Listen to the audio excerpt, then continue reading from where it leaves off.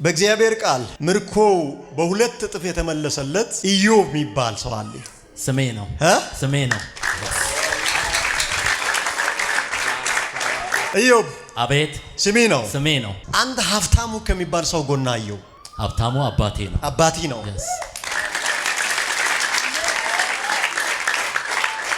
የክብር ኑሮ አሜን፣ የክብር አገልግሎት አሜን፣ የክብር ሩጫ አሜን አስጀምሬያለሁ አለ። አሜን። የክብር አገልግሎት አሜን፣ በኢየሱስ ስም የክብር ሩጫ አሜን አሜን። ታገለግላለህ አንተ? አገልጋይ ነኝ። እግዚአብሔር ሰው አገልጋይ ነህ። አንድ ሀገር እንዳልተነብይ ባንተ ፊት ቁጥር የሌለውን የውጭ ሀገር ሰንደቅ ዓላማዎችን አየሁ። አሜን አሜን። ከፈትኩልህ። አሜን። አሳልፈ ሰጠው። አሜን። ያንተን ራእይ የሚያስቀጥል እነ ገብርኤል አሜን፣ እነ ሱራፌል አሜን፣ እነ ክሩቤል ናቸው። አሜን አሜን አሜን። በኢየሱስ ስም ሁለት ሶስት ጊዜ አይጥ ገንዘብ ስወስዳየው እግዚአብሔርን እውነት ነው።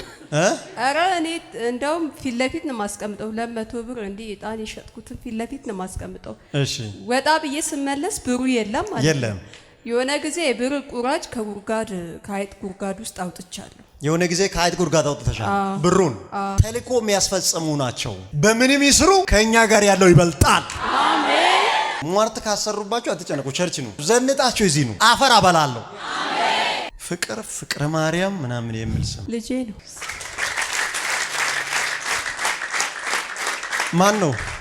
ፍቅረ ማርያም ነው። ፍቅረ ማርያም